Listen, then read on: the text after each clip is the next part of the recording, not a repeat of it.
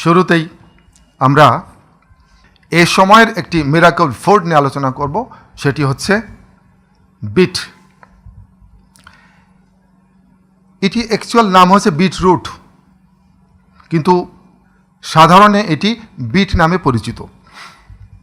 Bit প্রধানত তিন ধরনের: সাদা বিট, হলুদ রঙের বিট এবং গাঢ় লাল রঙের। প্রধানত এই তিনটি বিটই বিশ্বজুড়ে অ্যাভেলেবল। তবে আমাদের দেশে যে বিটটি অ্যাভেলেবল সেটি হচ্ছে এই লাল বিট।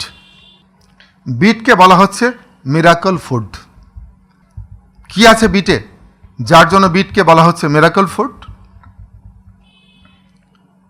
বিজ্ঞানীরা বলছেন বিটে আছে একটি অত্যন্ত শক্তিশালী অ্যান্টি ক্যান্সার এজেন্ট বিটা সায়ানিন, যা ক্যান্সার প্রতিরোধ করে, বিশেষ করে bladder cancer, urinary bladder cancer প্রতিরোধ করে। বিটের সবচেয়ে গুরুত্বপূর্ণ উপাদানের নাম হচ্ছে নাইট্রেটস। নাইট্রেটস বিটের মধ্যে থাকে। আপনি যখন এটি খেলেন, এই নাইট্রেটস শরীরে যাওয়ার পর নাইট্রিক অক্সাইডে রূপান্তরিত হয় এবং এই নাইট্রিক অক্সাইডই হচ্ছে বলা হচ্ছে মিরাকল মলিকুল।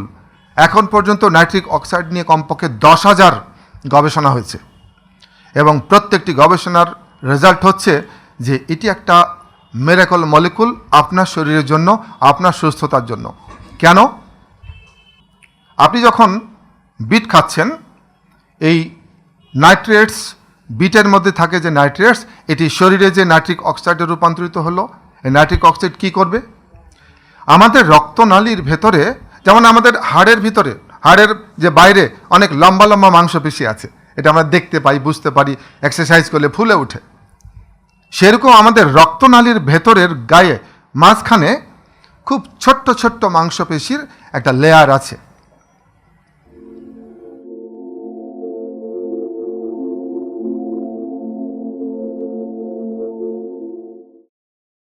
মাসুলগুলো নানান কারণে শক্ত হয়ে গেছিল।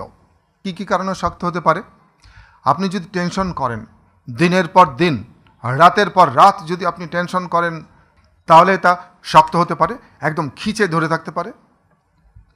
যদি আপনি প্রচুর তৈলাক্ত চর্বিযুক্ত ভাজা ফোড়া খাবার খান, বিরিয়ানি, কাচ্চি, নানা রকম ভাজা ফোড়া খাবার খান, এই ভাজা ফোড়া এবং তৈলাক্ত খাবার, এই খাবারগুলো এই মাংসপেশিকে শক্ত করতে পারে।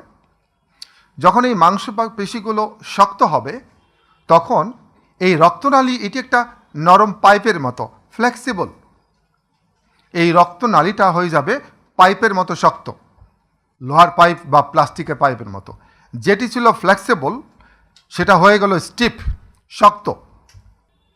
ফলে একটি সময় এই রক্তনালীর থেকে তৈরি হবে প্রাথমিক যে রোগ, সেটি হচ্ছে উচ্চ রক্তচাপ, হাইপারটেনশন। এবং এই রক্তনালী থেকেই তৈরি হবে হৃদরোগ। উচ্চ রক্তচাপ থাকলে হৃদরোগ খুব সহজেই তৈরি হয়। আর উচ্চ রক্তচাপের একটা সিকুইলি, উচ্চ রক্তচাপের একটা পরিণতি কি আমরা দেখি? স্ট্রোক। আর ব্লকেজ যদি থাকে, এই ব্লকেজের পরিণতি কি? Heart attack. আপনি যখন বিট খেলেন, নাইট্রিক অক্সাইড শরীরে প্রবেশ করার পরে এই রক্তনালীর মাংসপেশিকে রিল্যাক্স করে ফেলবে, শিথিল করে ফেলবে। যখন এই মাংসপেশি শিথিল হয়ে গেল, টোটাল রক্তনালীটা ধীরে ধীরে ফ্লেক্সিবল হয়ে গেল, তার আদি অবস্থায় সে ফিরে গেল। রক্তচাপ থাকলে, উচ্চ রক্তচাপ থাকলে স্বাভাবিক হয়ে যাবে। ব্লকেজ থাকলে সেটা অ্যাটাকের দিকে গড়াবে না এবং স্ট্রোক আপনি প্রতিরোধ করতে পারবেন। রক্তনালীর পেশি শিথিল হলে এতগুলো রোগ আপনি প্রতিরোধ করতে পারছেন এবং থাকলে এটা ধীরে ধীরে নিরাময় দিকে নিয়ে যেতে পারছেন। নট অনলি দ্যাট, আপনি যখন নিয়মিত বিট খাবেন, বিটের এই নাইট্রিক অক্সাইড রক্তনালীর এই পেশিগুলোর ভিতরে অক্সিজেন সরবরাহ বাড়িয়ে দেবে। ফলে আপনি ক্লান্তিহীন, বিরামহীন ঘন্টার পর ঘন্টা এক্সারসাইজ করতে পারবেন। আপনি ক্লান্ত হবেন না। জোরে জোরে হাঁটেন অথবা জগিং করেন অথবা যোগা করেন, আপনি ক্লান্তিহীন ব্যায়াম করতে পারবেন। বিটে একটি অত্যন্ত গুরুত্বপূর্ণ এসেনশিয়াল অ্যামিনো অ্যাসিড আছে, তার নাম হচ্ছে গ্লুটামিন। এবং এই গ্লুটামিন পরিপাকতন্ত্রের ফিটনেস বাড়ায়।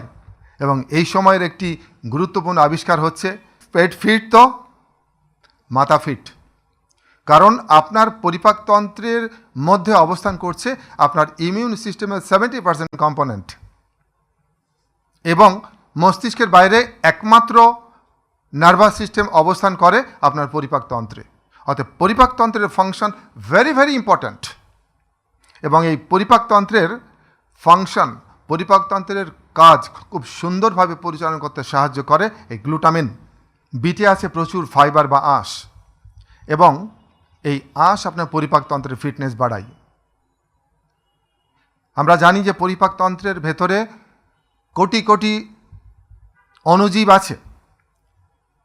এটি হচ্ছে দুই ধরনের, একগুলো হচ্ছে উপকারী আর একগুলো হচ্ছে ক্ষতিকর।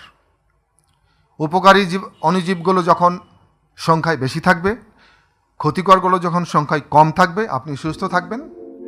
এবং এই উপকারী জীবাণুগুলোকে বাঁচিয়ে রাখার দায়িত্ব হচ্ছে আপনার, কারণ সে আপনার শরীরে অবস্থান করছে, তার নিজস্ব ইচ্ছা শক্তি কিছু নাই, আর থাকলেও সে বাস্তবায়ন করার ক্ষমতা রাখে না। এই পেটের ভিতরে, পরিপাকতন্ত্রের ভিতরে যে অণুজীবগুলো আছে, উপকারী অণুজীবগুলো, এগুলোকে বলে প্রোবায়োটিক।